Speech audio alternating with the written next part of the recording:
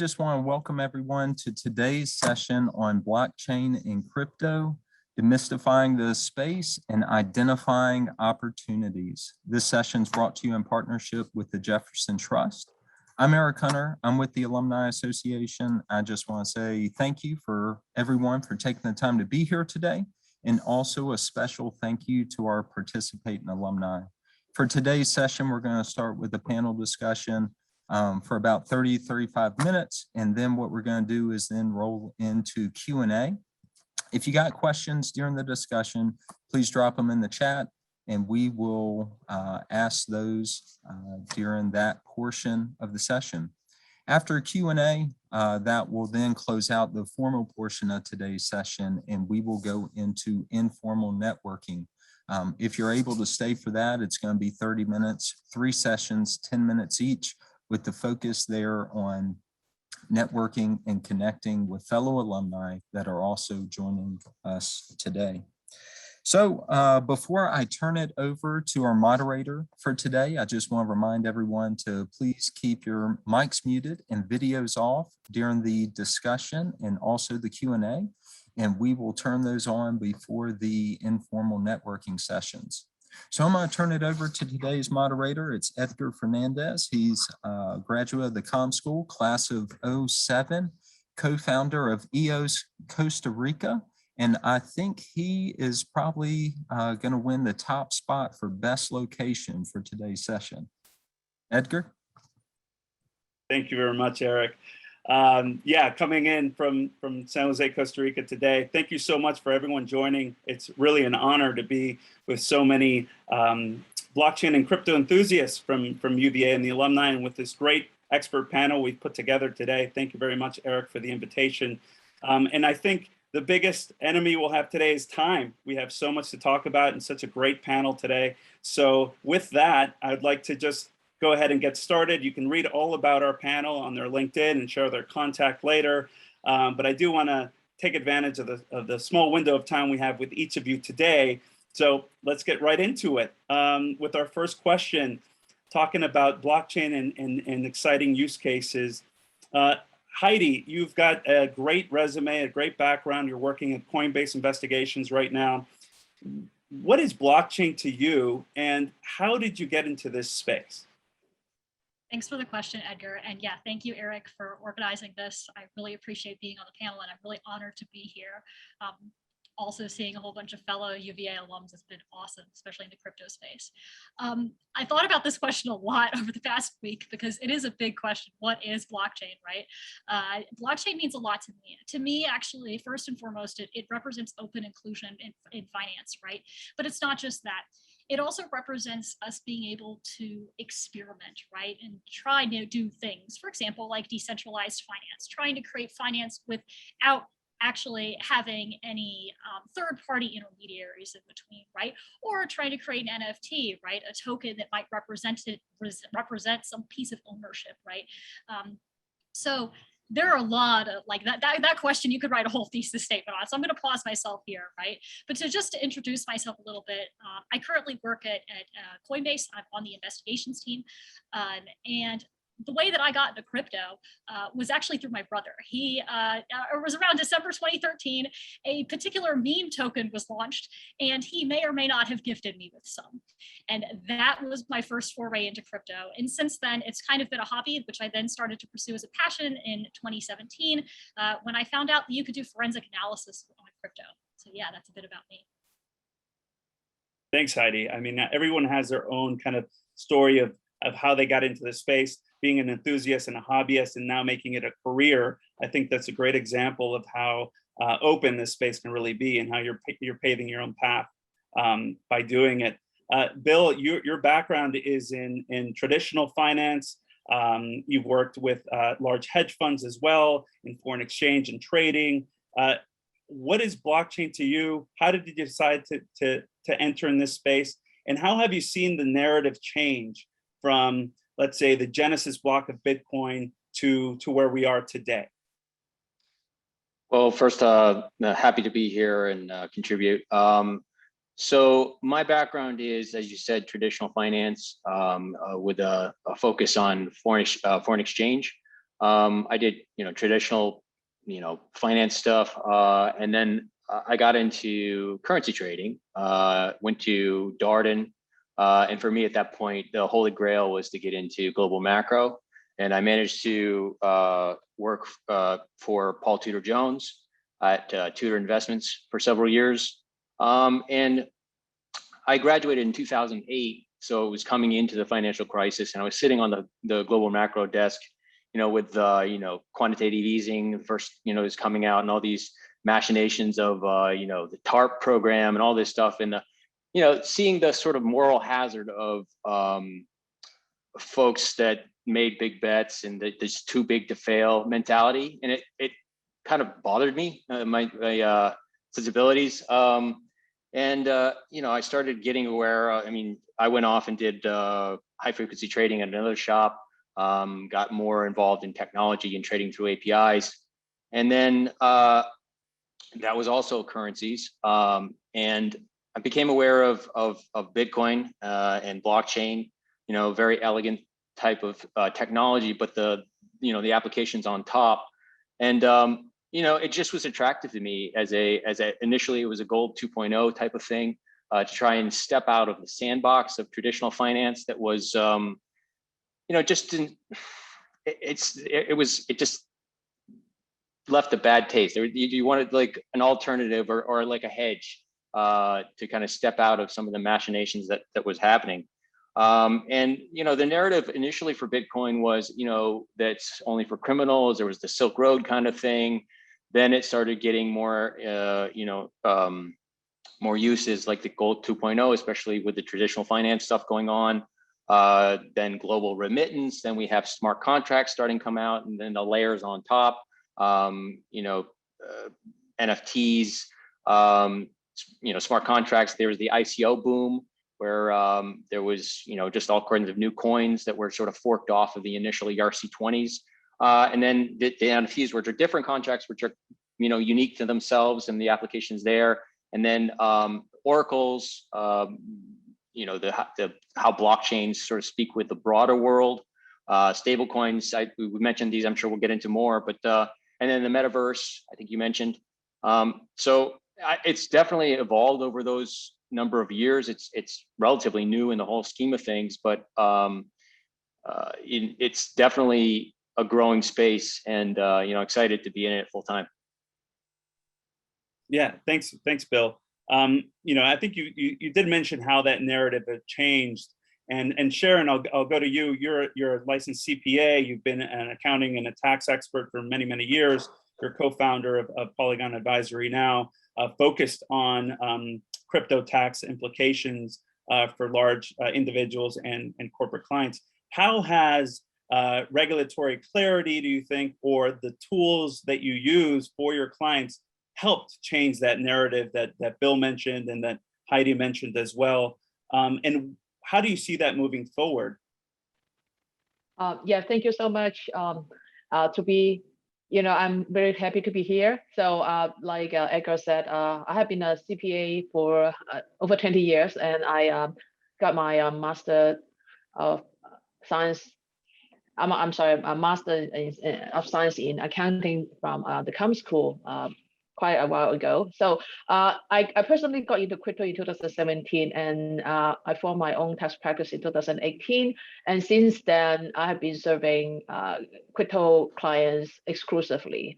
And our firm, we have mostly individual clients, but we also have quite a lot of business clients. So about this regulation environment for crypto is a known fact that there are not a lot of guidances out there. The IRS issued its first crypto-related guidance back in 2014, but at that time it was based on just the general tax principles.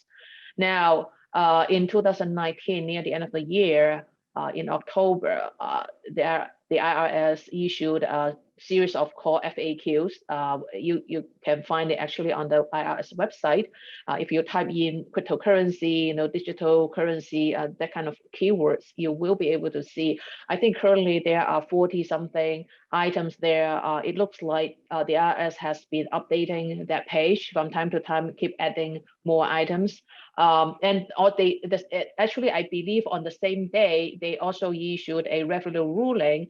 I believe it's called 2019-24, which talks about one issue, which is related to tax treatment of half fork received by airdrop. Okay, so they determined that if you receive a cryptocurrency as a half fork by airdrop into your wallet or exchange account, that is considered taxable income to you. So that's pretty much it. That's pretty much all the official guidance you can find. Of course, there's a new thing. Recently, it's been a hot topic, which is the infrastructure bill, right? A lot of debate around that. A lot of people are really worried about having to comply with some reporting requirements that they don't believe is fair or even doable, because the bill is not clear about what the definition of this broker means. Some people see it as so vague that pretty much anybody, if you have anything to do with crypto, you like miners, if you are just a software developer working on some blockchain related technology, like getting paid by crypto or paying some contractors by crypto, pretty much everybody would be impacted. So that's a lot of unclear in that. So I think this space, because it's growing so fast, regulation is still trying to catch up. The IRS is still trying to really learn more about this. I actually, about almost 2 years ago, I actually was got invited by the IRS to have discussions, several rounds of discussion with them. They actually asked me for advice about, at that time, they were trying to decide whether it's a good idea or practical to require the exchanges to issue 1099-B, like for the brokerage firms. And I did express my concern about how to do that when you have so many different exchange accounts, moving coins from one place to the other. How are you going to expect at everybody's basis, right? So I can see Heidi like nodding her head. So she's with Coinbase. By the way, Coinbase is the first exchange I have an account with. Anyway, so there are a lot of things. Also technology, the same way, people are having trouble getting their crypto taxes calculated correctly because pretty much all the crypto tax software currently in the market, they have their own problems. And they also have problems that they cannot control, such as getting transaction data through API from different exchanges or different CSV imports, because they don't really provide the complete history. So people are having trouble reconciling all their transactions and getting their crypto tax report done correctly. Right. So this is the thing what I have been dealing with. Yeah, sorry about the long explanation. No. Thank you so much, Sharon. As you can see, we're 10 minutes in. I think we've used some jargon. We'll try and explain that later on. We're going to dive a little bit deeper on all of these topics that Bill, Heidi, and Sharon are moving in. A little bit of how we'd like the flow of this panel today to move is we'll talk a little bit about blockchain use cases generally, then more on the investment and opportunities as Eric introduced at first, and then we'll really dive into the regulatory environment and what we see moving forward, taking advantage of the great panelists that we have today.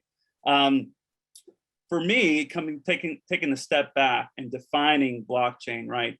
It's a distributed registry of data that's validated by many different users, right? You can say it's decentralized in its governance, but at the end of the day, it's a ledger that's distributed and it's validated by many different users with an interest in that. The first use case being Bitcoin is the movement of value, right? A means of exchange for one person and the other that don't necessarily trust each other. And that is the key word when I think of blockchain is trust. And that's what it's disrupting. It's disrupting trust between two people that don't necessarily know each other, like each other, need to know each other, and can then transact over the internet. And money being the first thing that we put so much of our trust into. So if we're able to disrupt that, there's so many other use cases, right? And with that as a preface, there's so many different blockchain use cases, right? Bitcoin sending money from one person to the other is one use case, just as similar as email is one use case of the internet, right? But there's so many different blockchain use cases above that. We already mentioned some of them, which is digital scarcity, right? Being able to digital ownership of something that's unique and scarce and provable and verifiable. Heidi mentioned that in the form of a non-fungible token or an NFT that's been disrupting royalties, the music industry, content, and the art industry. But there's also more sophisticated smart contracts that Bill mentioned that allow for decentralized finance, where you can have software on a blockchain that is now receiving deposits and being able to make loans and maybe even underwrite insurance. And then have entities completely on chain. And Sharon spoke about this in our pre-meeting of how she does accounting for entities that live completely on chain, that are able to receive payments, make payments, and sign and adhere to commitments or contracts. So with that, what do you think are the most interesting blockchain use cases coming up? And what are you looking forward to? Maybe Bill, we'll start with you, and we'll move down the panel. I mean, like you mentioned, there's lots of use cases. I mean, I'm a bit of a maxi in this case, where the original, the blockchain, and I'll point. There's for folks that are just getting up the learning curve on this. There's a great visual demo by Anders Brownworth, and it's andersbrownworth.com, and it takes you through, and it's a little bit focused on the proof of work consensus, but it's a groundbreaking technology, and the layer on top, and lots of folks, Michael Saylor, Breedlove, Robert Breedlove, Dan Held, there's lots of content on YouTube and on podcasts, etc., talking about just how groundbreaking and what a great technology and thing for the world blockchain and Bitcoin is. And for me, it's so early. I mean, there's lots of this stuff that the smart contracts, this is all very useful, but for me, the biggest thing and the biggest use for humanity is sound money. And so, for me, I'm still really focused on Bitcoin and what it can do for traditional finance. Yeah, completely. Heidi, you're in the investigations. What are you looking forward to? Would you agree with Bill that sound money, this idea, the narrative of the new digital gold or gold 2.0, is really the killer app of blockchain? Or do you see something different from your end? I think digital gold's always going to be around, right? Like gold is now. You go to gold when you need to have some sort of hedge, right? But it shouldn't detract from all the experimentation that's happening right now on a lot of other blockchains. I'm going to talk about Ethereum in particular because it's one of the most popular ones, right? Bill talked about smart contracts, right? You can now program a smart contract to pretty much act like a bank, but unlike how your bank operates right now, paying you like very, very little interest, you can actually loan out some of your crypto right now to one of these smart contracts and get a significant amount of money back in terms of interest. And that's just one simplified case, right? You can also borrow money from these online banks too. And what's interesting, or what I think some of the more interesting cases are where, some of the things that I was talking about earlier with non-fungible tokens, right? Where that intersects with decentralized finance. So let's say you, for example, own a digital piece of artwork, right? Let's say you own like a wannabe Banksy. You can actually use that piece of Banksy artwork and submit it as collateral in order to borrow money to do something else with it, right? That could be for you to take a position, some sort of trading position, but it could also just be to borrow money short term and then just return it, right? And I think those are some of the more interesting use cases. Now, you can layer on things to that as well. And I'm going to add one more layer before I stop, because I'm probably going to blow some people's heads up. But essentially, what you could also do is what's increasingly popular are fan tokens. So let's say you're a content creator online, right? You can actually create your own token and give that token out to your fans. And this token can do all sorts of things, right? It can appreciate in value, right? It can be a form of money, but it can also be that token to unlock, access to certain, I don't know, specific rewards from that particular content creator. The world's pretty much endless here, right? But imagine being able to then also use those tokens to also lend those or even provide those as collateral, right? So yeah, those are just a couple of use cases that I think are pretty fun. Yeah, happy to chat about them more, but I'm sure Sharon has some ideas as well. Yeah, with that, I mean, you mentioned that it's a very powerful concept, this idea of programmable money, right? Money that has business logic embedded into it, and that's verifiable and immutable if it's on a public blockchain. Sharon, from your perspective, Bill mentioned some of them, Heidi just mentioned some of them in the DeFi space, decentralized finance, borrowing using tokens as collateral or non-fungible tokens as collateral, not using a counterparty. The counterparty is a smart contract. It's basically software that lives on a blockchain. What is the accounting of that, and how complex does it get when you don't have a counterparty that's giving you a tax form, right? Because it's basically a smart contract. There's collateral involved, and the loan, which, correct me if I'm wrong, wouldn't be considered income. How do you start navigating around this and talking to your clients?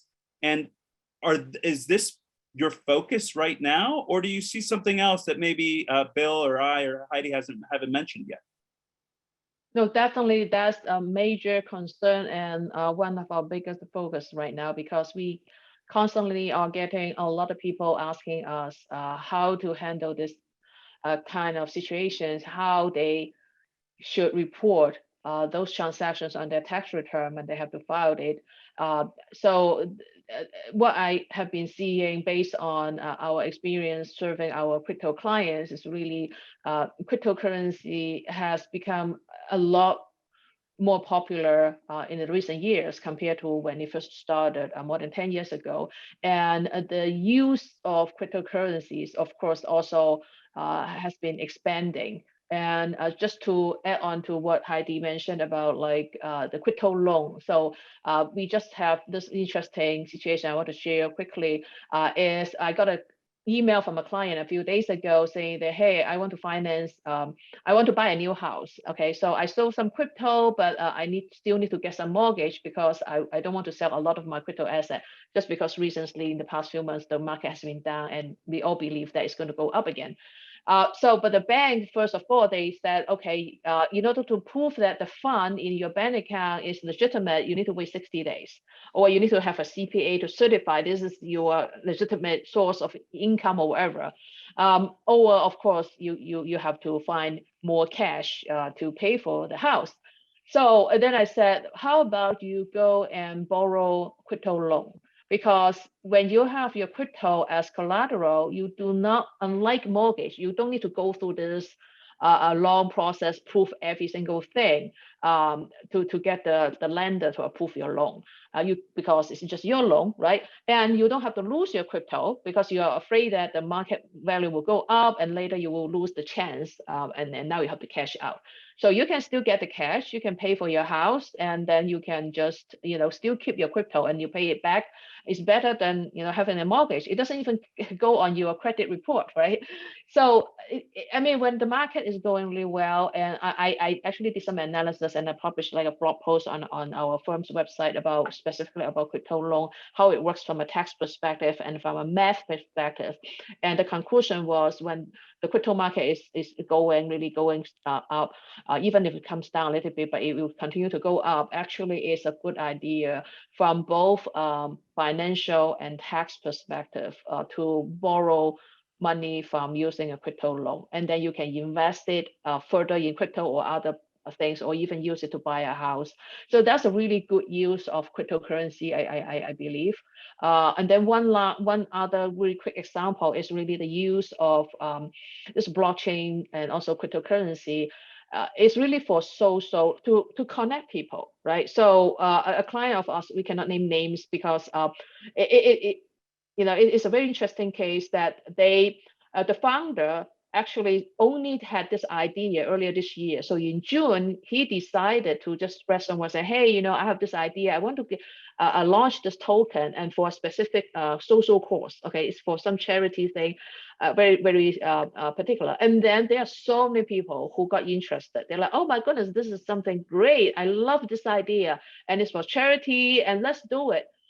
And he had no idea. So he said, okay, he launched this meme token, very like 0.00, so many zeros after that. That's the price they launched. Guess what? Now they have a market cap of several $billion, and they are trading among, I checked on, they mainly trade on Binance. It's like average daily volume is like $6 million every single day. And they only launched it back in June this year.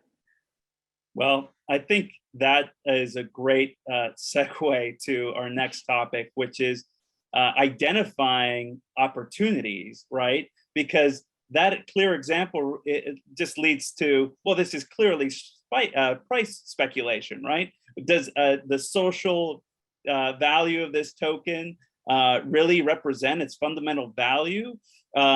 You just mentioned it yourself, a crypto loan is a great idea when the market continues to go up, right? Which sounds to me like speculation, right? What happens when it doesn't? When we've seen markets in the crypto sector fall, 40% in a week, maybe in a couple of days too, right? What do margin calls look like there? And that leads to the second topic, identifying opportunities, but also understanding the risks from an investor perspective, from a financial markets perspective. And I also saw in the chat, there's a question around, well, what gives an NFT value, right? Well, is that price speculation too? Bill, let's start with you. What do you think about that? Is it all price speculation? Is there cyclicality? Is there fundamental analysis that go into this? What do you say? Well, first of all, this is not financial advice. My opinions are my own, not my employer's. I would say that it's all very new, and there are elements of speculation and momentum chasing, just like in any in traditional markets. You mentioned the cyclicality. Obviously, equity markets follow the business cycle. There's booms and busts of fear and greed. In crypto, we call it FOMO and FUD, where you have this sort of this sway back and forth between not wanting to be, people chasing returns and trying to get into the hottest sectors or the hottest coins. And then you have the, the scary news or just price action that spooks people out of positions and, basically liquidates people, especially on leverage, which, there's an element of price speculation. There's also, there is also a great financial use case for this, in that can be a hedge against the traditional financial system. I mentioned this before. And Bitcoin's a little different in that, in traditional finance, a lot of assets are somebody else's liability. So if I have like a loan, right? Somebody's holding that as an asset. And I owe them to pay off this loan, right? And it's only an asset to them if it gets paid off, right? So in 2008, you had these, the financial crisis, and throughout time, there's various times where somebody thinks they have an asset, but it's not an asset. It's somebody's liability, and they have to perform, right? Where Bitcoin is something that's sort of separate from that. It's something you can self-custody. You don't have to rely on trust somebody to deliver it. There's definitely like a value to humanity for this kind of thing. What value it is in terms of price? Well, some people use the Metcalfe law, the network of as you add users, it's sort of a parabolic rise of value. I don't think we know yet. There are cycles. There's a 4-year cycle in Bitcoin, which has to do with the halving. where, basically the block reward gets cut in half for miners. There is cyclicality around that. There's a famous model that people look to, which is the stock to flow model, which, tends to be a fairly good guide. And of course, there's definitely, it trades around that. But to date, and it's not perfect, because a stock to flow model, if you carry it far enough into future, it tends towards infinity, which obviously, at some point it's going to break down. So I think we're figuring out what models to use. There's definitely growing interest. There's money flows. So one of my jobs, or previous jobs, I worked in flow of funds, and that's like trying to get an idea of asset returns based on the flow of money through across borders, and that's equities and currencies. There's a certain amount of that as people get interested and move money into this sector, and it's a certain size. Well, it gets, and there's a capped supply. There's a supply and demand dynamic. Certain tokens don't have fixed supplies, some do. So you definitely need to know what you're buying. There's inflation in some. There's some that are, that's the inflation rate's going down. There's others that are starting to, to burn supply. So it's a big space. It's growing. It's hard to keep up. There's aspects of humanity, fear and greed in all aspects of it. But, I would say, don't risk more than you could afford to lose. Don't use leverage. And if you really want this to be a hedge, if you are using it as a hedge, self-custody or hold it off exchange, so you're not taking the counterparty risk. There's a learning curve to that, because you do need to understand what you're doing. There's lots of ways where people try to socially engineer you to basically put your seed phrase or your private key into, or you update your ledger, and it's not actually the real update. There's lots of, you just have to be careful. But those are some of the bullet points that I would share. Yeah, definitely. I think a lot there. When looking at fundamental analysis, there is that ability. I think, Heidi, I want to turn to you, but before that, one of the things that this being in the crypto sector and analyzing crypto tokens or blockchain-based tokens, there's always the governance, right? Who controls the supply? How do the rules change? What is the supply currently? And is there value or utility in the underlying? And that has forced me to look at government fiat in the same way, right? Who is the governance? Who's making decisions of the supply? Who has access? Who doesn't? What is the underlying utility, right? And how is that changing? So kind of grabbing that crypto hat and bringing it to traditional financial markets or to analyzing global macroeconomy has really been useful and fun. Heidi, I want to turn back to you with the same question, right? Is this price speculation? But also tie into something that Bill mentioned and one of the questions in the chat here, which is self-custody, right? You work for Coinbase, you hold a lot of funds on behalf of your clients. The question is, should I buy something like GPTC, which is a fund, an exchange fund, or should I buy the underlying? Should I buy the underlying in self-custody, as Bill just mentioned, or keep it on the exchange? There's pros and cons to each one of those. I think we should touch on those if you can. I'm sure you have a lot to say there. And before I let you speak, I will just reiterate, this is not financial advice. I'm a blanket for all our speakers today. We're speaking on behalf of ourselves as alumni to alumni. Please consult your financial advisor and do your own research. Heidi. Thank you, Edgar. I literally was about to just say those exact words. This is decidedly not financial advice. The question about whether or not everything's speculation or not, right? Everything in blockchain. I think that that argument might have had some validity back in the day, but as we're seeing Bitcoin amass in terms of uses, particularly in terms of using the Lightning Network. And if you guys have never heard of Lightning Network, it speeds up payments. So it allows you to make more quick Bitcoin payments. As you guys probably may or may not know, Bitcoin transaction, or rather a Bitcoin block, is mined about every 10 minutes or so. That's quite slow because there aren't that many transactions that can actually fit into the Bitcoin block. But with the Lightning Network, that changes a lot of things, right? So that brings things a little bit more to real time. In terms of speculation, though, in terms of other tokens, right? Like, so the rise of a lot of meme coins, etc. I think that's a little bit more questionable, right? Like, yes, there might be speculation, right? But a lot of markets do speculation as well, right? And why do traditional markets do speculation? It's because that's what they believe the future value of a particular company to be, right? And so therefore, you wonder, for example, why Doge has risen in value. Well, a lot more people are actually buying Doge and using Doge, actually, and trading Doge on various different platforms. So I would try to question it that way as well. In terms of the GBTC question, right? So what's the difference between, me buying Bitcoin on Coinbase or another exchange, right? Or me going for a GBTC or some basket of assets? It's ultimately about what you kind of want to be doing with your retirement portfolio. Again, I am not a financial advisor. This is not financial advice, but it depends on whether or not you want to be investing with retirement funds. It depends on whether or not you want to be investing with your actual just money, generally speaking, right? If it's the latter, right, then you may as well go for Coinbase, right?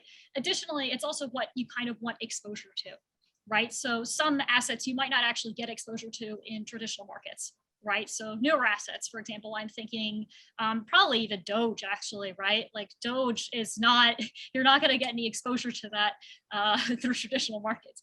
So that's something I would definitely consider as well. But yeah, I mean, it's a crazy world out there. So please stay safe. And this is, I guess, a little bit of a PSA for me. It's very, very easy to fall for scams. Please do not try to fall for a scam. And I know a lot of people don't try to fall for scams. It just happens. But one thing you really want to make sure is when you're trying to access a website, particularly like if you're trying to access an exchange's website, make sure you get that URL correct.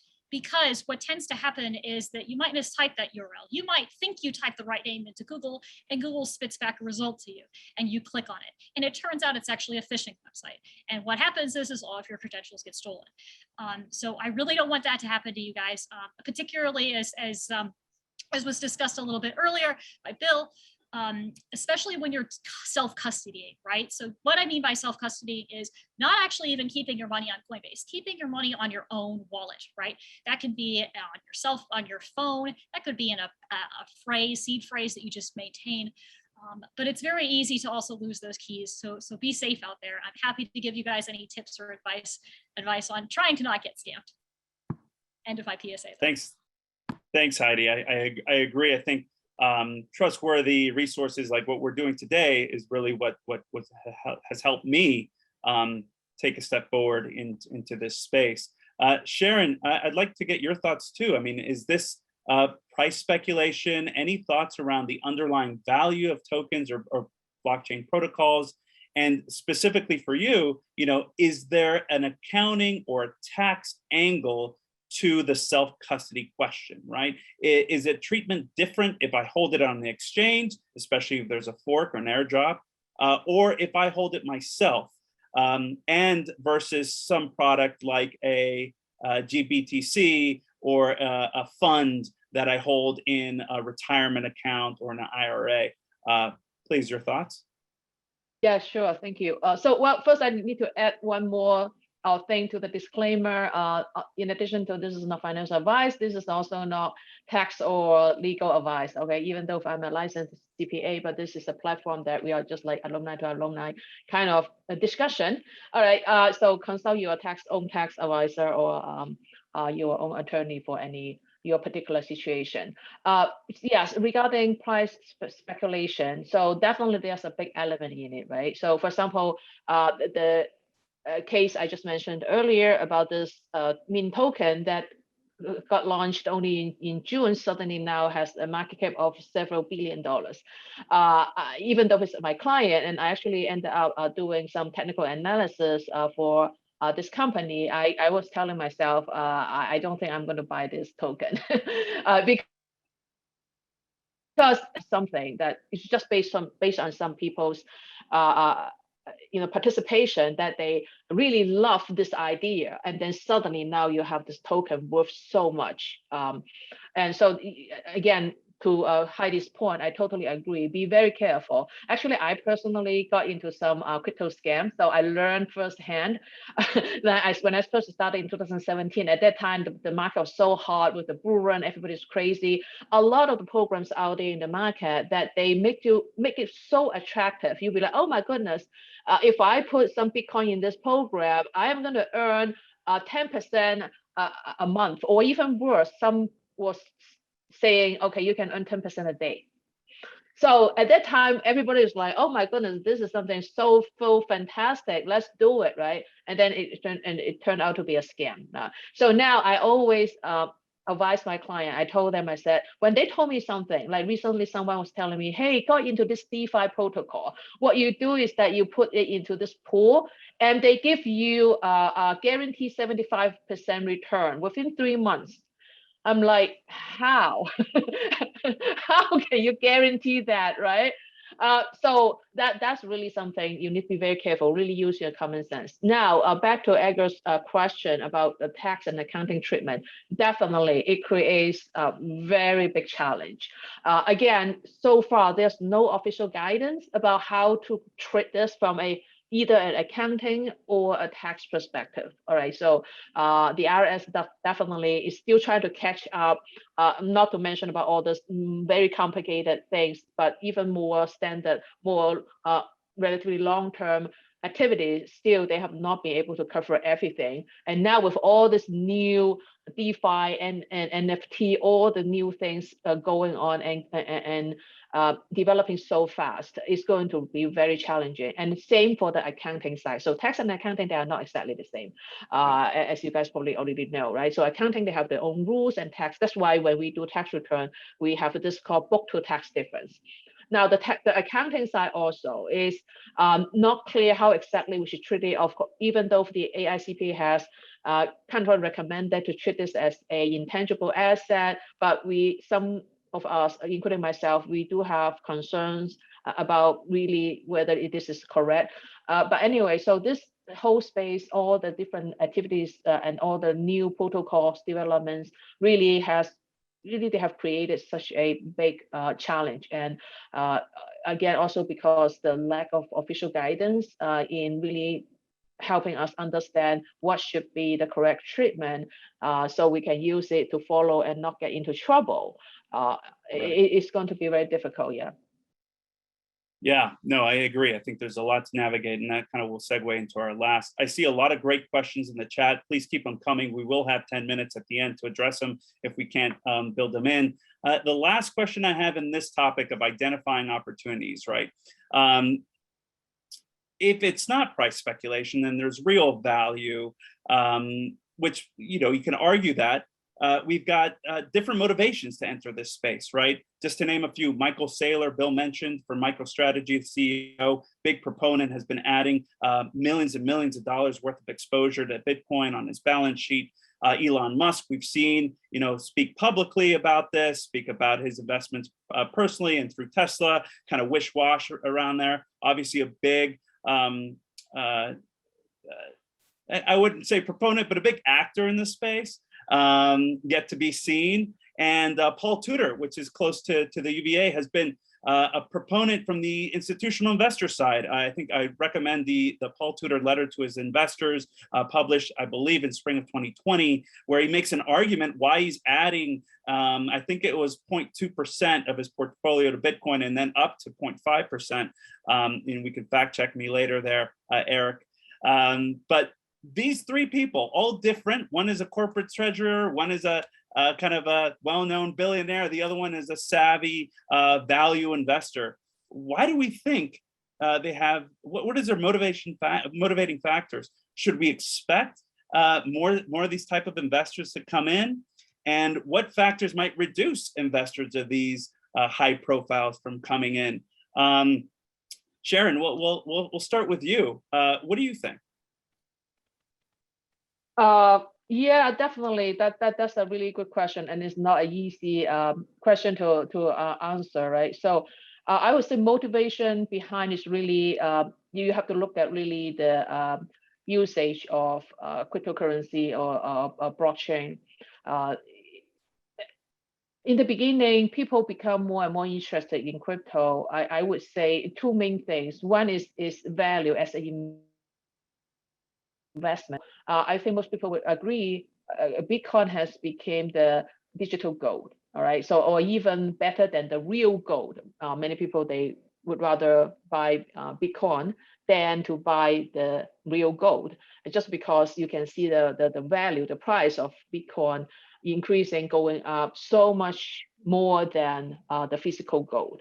All right. So that's an investment opportunity that, of course, has the underlying value in it. And then second, from a practical perspective, more and more people or businesses, they are using cryptocurrency, especially Bitcoin, Ethereum, just because they have their advantage of being able to use it to pay for services, products, or you can use like a crypto credit card to really easily, use it to purchase daily whatever you need to purchase for your daily life.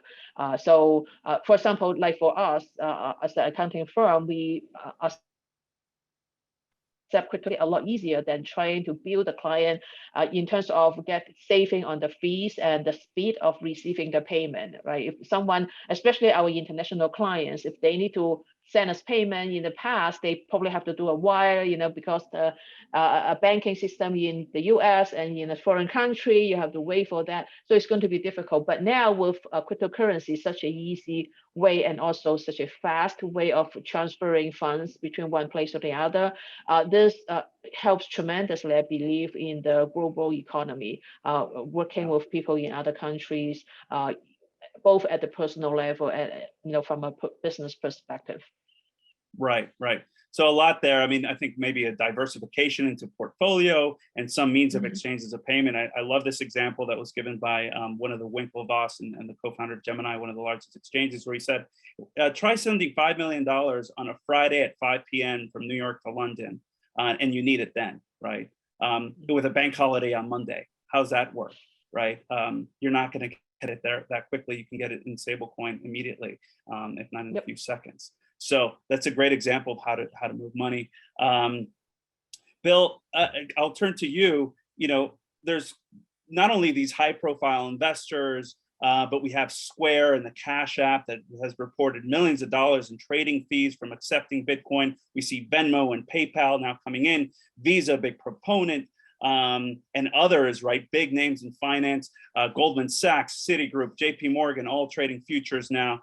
Do you think there's a turning point in liquidity? Have we gotten there where now it makes sense? And are there enough hedging products where institutional investors can now put a sizable amount without moving markets too much and also being able to hedge it? What are your thoughts on that? Yeah, I mean, just to tie it in a little bit with the previous question, the Paul Tudor Jones, not the first macro person to really get into space. I mean, we had Dan Moorhead with Pantera Capital, Dan Tapiero, we had Mike Novogratz with Galaxy. But what Paul did, and a lot of people that are in traditional finance, what they did is they would have it personally, in their personal account or family office. But then what Paul did is he was sort of the first hedge fund to put it in the fund itself, right? So he was the first mover and took the reputation risk. And having worked with Paul, he's a big macro thinker, obviously, and he's just an incredible trader. And he sees where the puck is going, which is why he's been so successful. And same thing with Michael Saylor, first to put it on Treasury, and he is really a disciple of Satoshi now, and he has all sorts of content about talking about how it can store energy 100 years in the future without, basically energy. He's talking about basically loss of value.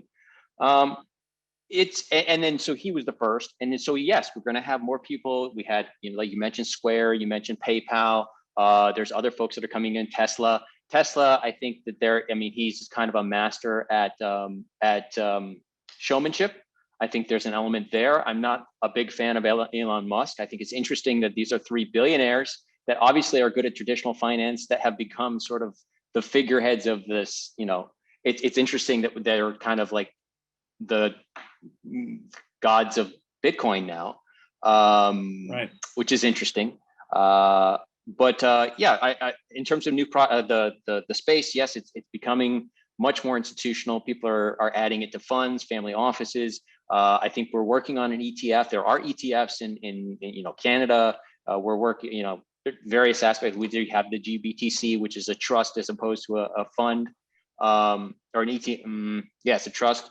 And the liquidity is getting better. Most of the transactions are happening on the centralized exchanges. There's more happening on, Uniswap and places. The decentralized ones are getting more popular as well. Liquidity is, in terms of big size, obviously Michael Saylor, when he acquired, large, he has over 100,000 Bitcoin now. And there's tools. I think he used Tagomi. I think that they're going, that team that's now at Coinbase. There's other folks that are like that do sort of a algorithmic, purchases.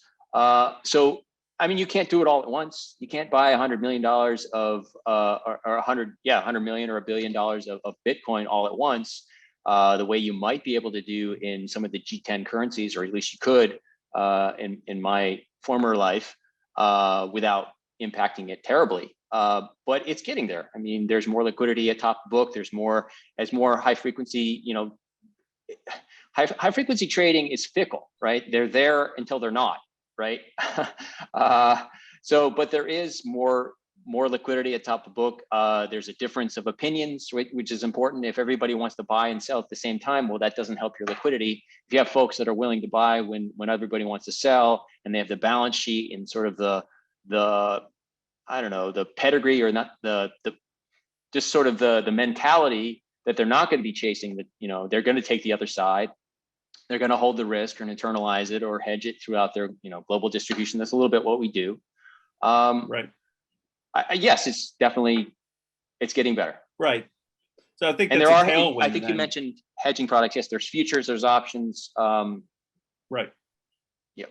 Well, I think that all sounds pretty positive. I mean, with some caveats there, Bill. But that's a great look in from the market making liquidity angle. Heidi, I'll let you speak on this last question. Then we do want to move to Q&A. I have one last one before we do that, but I did want to get your thoughts, especially from where you sit on forensics and investigations, right?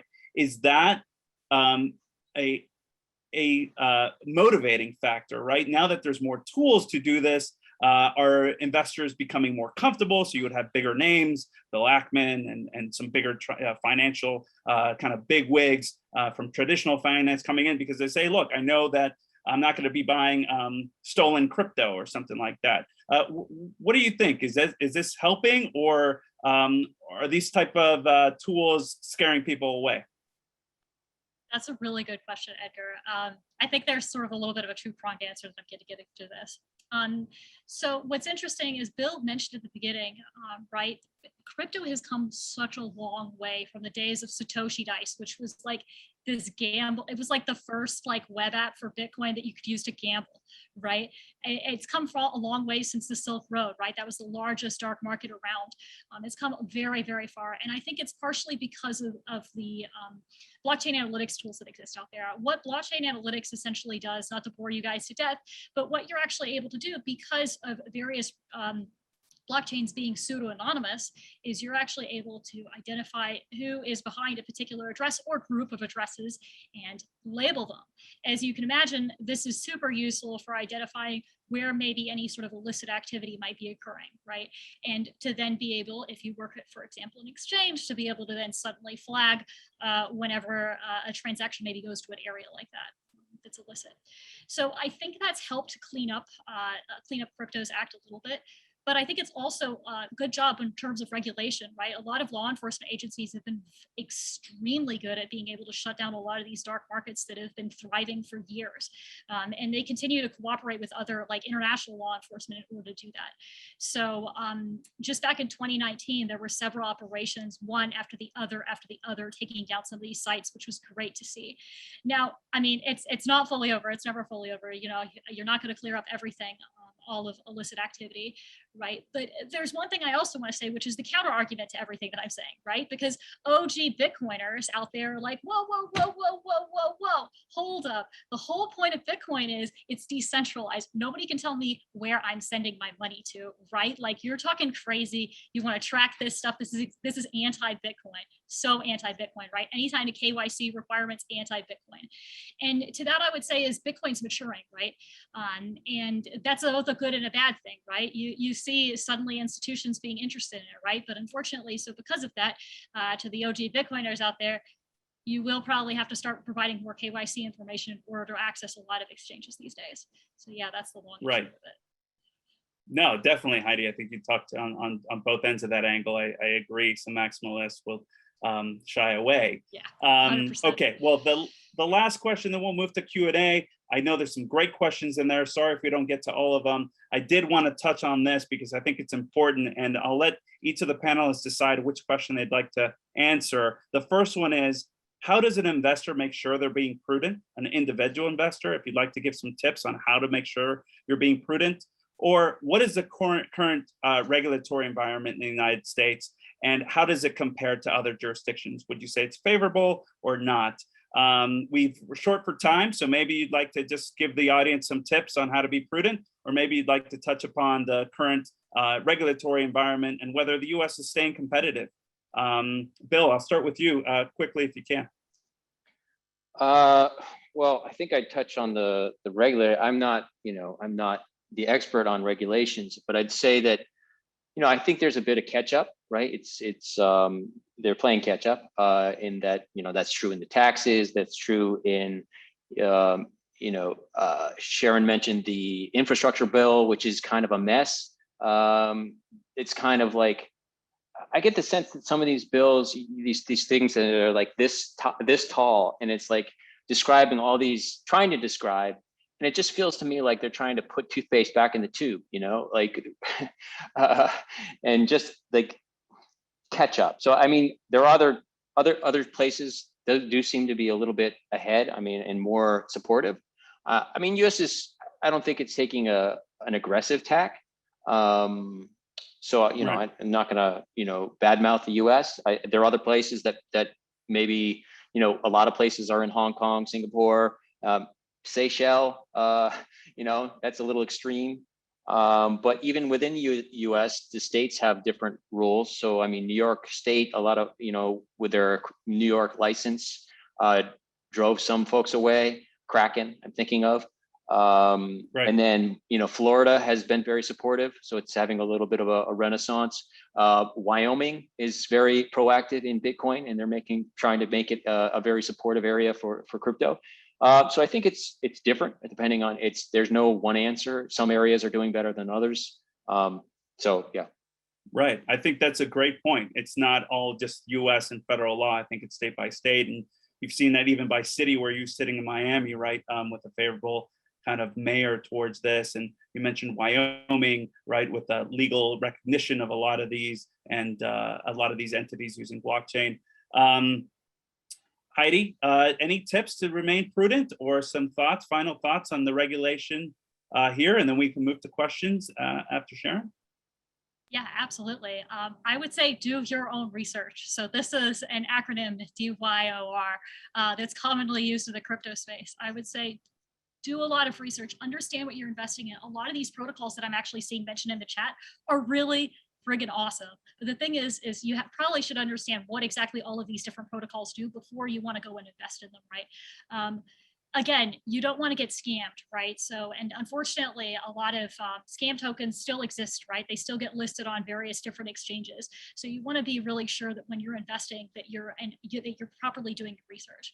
Now the question is where do I do all of this research, right? Well, there are a lot of indices out there. I want to say CoinMarketCap, CoinGecko are quite good. I know Coinbase does quite a few write-ups about various different tokens and coins if you want to read about that. And there are various other resources out there. And please get in touch with me if you're interested. I'm happy to send you a whole bunch of different sources if you're interested in reading more. But that would be my going response is do your own research. Awesome. Well, I'll definitely take you up on that offer. I'm sure some of the alumni on the call will as well. Sharon, final thoughts. How to remain prudent or the current regulatory environment. Again, I apologize. I knew this was going to be the danger zone, whether we're going to make it in time. Hopefully you can stick around for Q&A. Sharon, final word. Yeah, so I'll be really quick. So about being prudent, okay? So two things. First, try to recover your capital as soon as you can, because then you will be playing with the so-called house money. So once you get to a point that you can cash out at least your principal, your capital investment, then you don't have to worry about losing all your money. Okay, don't be greedy. Don't think that, oh, it's going to go big. I want to remain in this market. Yeah, you can, but you use the house money. Second, if something is too good to be true, it's most likely not true. So don't be greedy again. Be really careful. Don't fall into, like Heidi said, the scams. If something seems so fantastic, then you need to think, if you are on the other side, always think, if you are on the other side, how are you going to earn money if you are giving people such a high return? Does it make sense?